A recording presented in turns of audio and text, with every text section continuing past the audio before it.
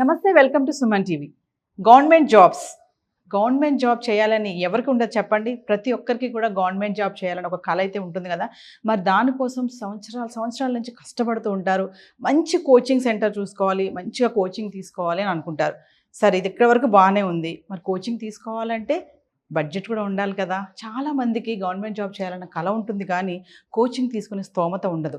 మరి అలాంటి వాళ్ళకి మేము ఫ్రీగా ఆన్లైన్ కోచింగ్ ఇస్తామంటూ మన ముందుకు వస్తున్నారు అనిల్ నాయర్ గారు. క్యాట్ ఎగ్జామ్ ట్రైనర్లో 20 years ఎక్స్పీరియన్స్ ఉండి ఎందుకు మరి ఫ్రీగా ఆన్లైన్ కోచింగ్ ఇస్తున్నారు కాంపిటేటివ్ ఎగ్జామ్స్కి? మరి ఇదంతా ఏంటి? ఇది ఎంతవరకు నిజము? ఫ్రీగా కోచింగ్ ఇస్తారా? మరి అన్ని విషయాలు తెలుసుకుందామా సార్ని అడిగి? మరి ఇంకెందుకు ఆలస్యం, మనతో పాటు ఉన్నారు అనిల్ నాయర్ గారు. సార్తో మాట్లాడదాం. నమస్తే సార్. అనిల్ గారు, ఇప్పుడు క్యాట్ ఎగ్జామ్ అంటేనే టఫెస్ట్ ఎగ్జామ్ అని చెప్పారు కదా మీరు. మరి 20 years ఎక్స్పీరియన్స్ ఉండి ఎందుకు ఇట్లా ఆన్లైన్ ఫ్రీ కోచింగ్ ఇవ్వాలని అనిపించింది మీకు? ఈ ఆలోచన ఎలా వచ్చింది మీకు? జనరల్గా ఈ చూసుకుంటే మేడం, కోవిడ్ దగ్గర నేను I have seen students struggling, and that is the time where there was an online revolution. అది ఆల్మోస్ట్ ఒక 2-3 years అయిపోయిన తర్వాత నేను అబ్జర్వ్ చేసింది ఏంటంటే మేడం, ఒక Tier 2, Tier 3 ప్లేసెస్లో చదివే students they are like a raw material madam. Extremely talented people, but unfortunately directionless. So కాబట్టి ఒక మంచి టీచర్ దొరికితే, నేను రామయ్య ఐఐటి కోచింగ్ నుంచి పాస్ అవుట్ అంటే ఊరు నుంచి వచ్చి ఒక మంచి టీచర్ దొరకడం వల్ల నేను ఇంజనీరింగ్ కంప్లీట్ చేయగలిగాను. ముందు ఒక 350 కోట్ల సంస్థకి సౌత్ ఇండియా అకాడమిక్ చేయగలిగాను. మన లైఫ్ని ఆల్టర్ చేసేది 1 incident, 1 teacher, 1 suggestion, 1 advice. So కాబట్టి మనకు ఇప్పుడు ఉన్న ఈ టెక్నాలజికల్ రివల్యూషన్లో యూట్యూబ్ ద్వారా చాలామందికి నేను క్లాసెస్ చెప్తున్నాను. కానీ ఏంటంటే యూట్యూబ్ అనేది ఒక ఓపెన్ ప్లాట్ఫామ్.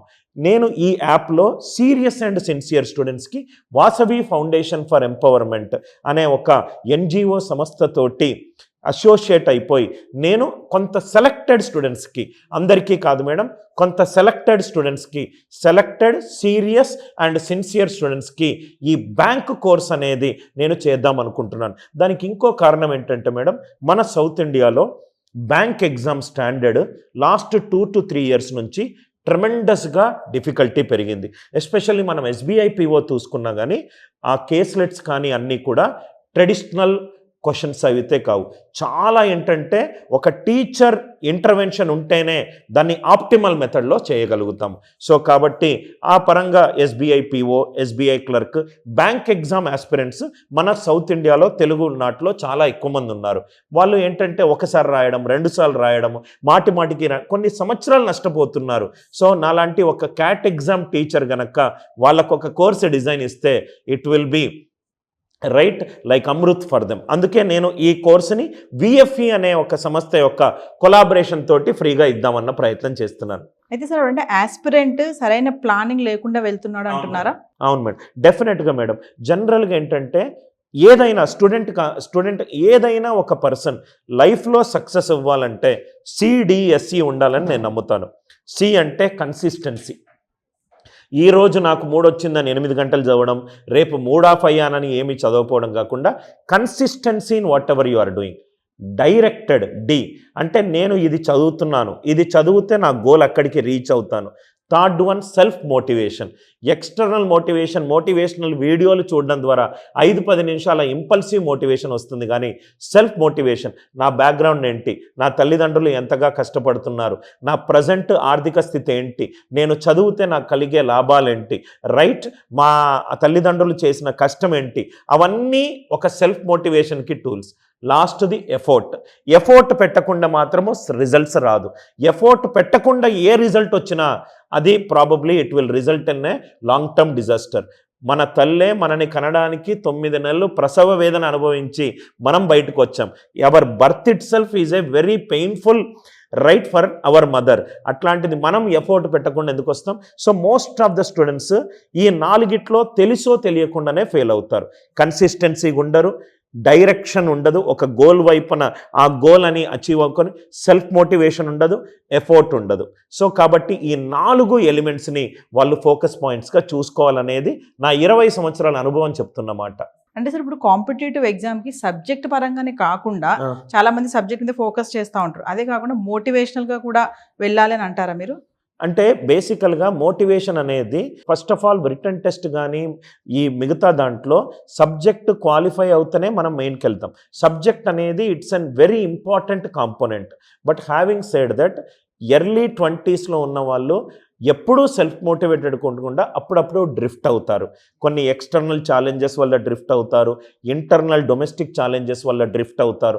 అట్లాంటి డ్రిఫ్ట్ అయిన వాళ్ళకు ఈ మోటివేషన్ అప్పుడప్పుడు ఒక 2-3%గా, అంటే నేను క్లాసికల్ ఎగ్జాంపుల్ చెప్పాలనుకుంటే సచిన్ టెండూల్కర్ ఎంత గొప్పోడో కనిపెట్టిన రమాకాంత్ ఆచరేకర్ సచిన్ టెండూల్కర్కి ఎప్పుడూ చెప్తూ ఉండేవాడు, your good is not good enough when you can do better, beat your best అని చెప్పి. అప్పుడప్పుడు ఈ ఎక్స్టర్నల్ లైన్స్ మనకు నచ్చిన వాళ్ళు, మనం ఇన్స్పిరేషన్గా తీసుకున్న వాళ్ళు, మన తల్లిదండ్రులు, ఇవన్నీ కూడా మనకు తెలుసో తెలియకుండా మన ఒక మోటివేటెడ్ ప్లాట్ఫామ్ని క్రియేట్ చేస్తుంది.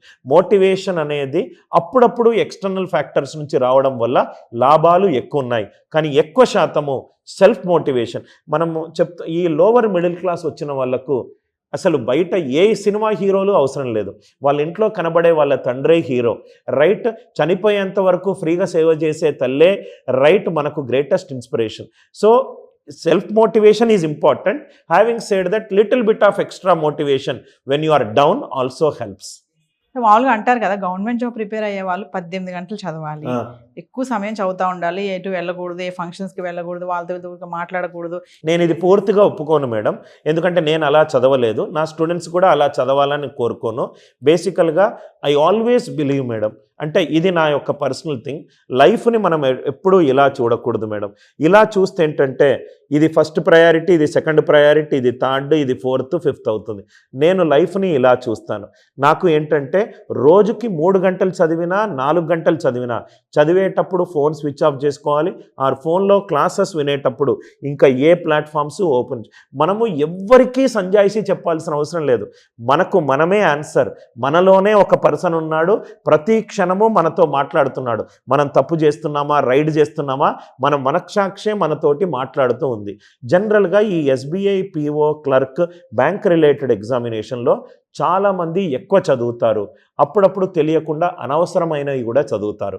కాబట్టి మనం ఏం చేయాలంటే మేడం, మనకు షెడ్యూల్ ఏంటి, మనకు సిలబస్ ఏంటి, ఏ టాపిక్లో వెయిటేజ్ ఉంది, ఆ ఏ టాపిక్లు నాకు రావు, ఏ టాపిక్లు నేను కొంచెం కంఫర్టబుల్గా ఉన్నాను, కంఫర్టబుల్గా లేని టాపిక్లు వాళ్ళు లాస్ట్ మినిట్ వరకు తోసేస్తారు, కంఫర్టబుల్గా ఉన్న టాపిక్లు ఫస్ట్ చేస్తారు, ఎందుకంటే ఒక ఫీల్ గుడ్ ఫ్యాక్టర్ వస్తుంది.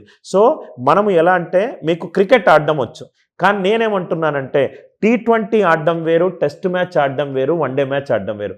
ఎగ్జామ్ విధానాన్ని అన్వయించుకొని మీ ప్రిపేర్ చేయాలి. సివిల్ సర్వీసెస్ అంతా length and breadth of the subjects ఉన్నాయి కాదు మేడం, లిమిటెడ్ టాపిక్స్ ఉన్నాయి, వెరైటీ ఆఫ్ మోడల్స్ ఉన్నాయి. అక్కడే మంచి టీచర్ యొక్క ఇంటర్వెన్షన్ ఇంపార్టెంట్.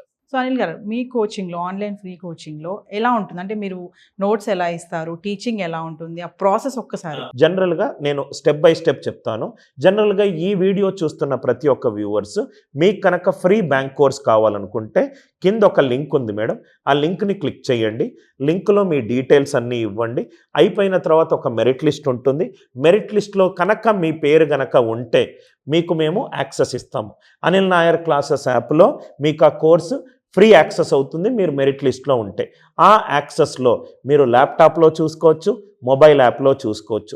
ప్రతి ఒక్క టాపిక్ మీకు బేసిక్ లెవెల్ నుంచి అడ్వాన్స్డ్ లెవెల్ వరకు కాన్సెప్ట్ వీడియోలు ఉంటాయి. ప్రతి ఒక్క టాపిక్కి టెస్ట్ సిరీస్ ఉంటుంది.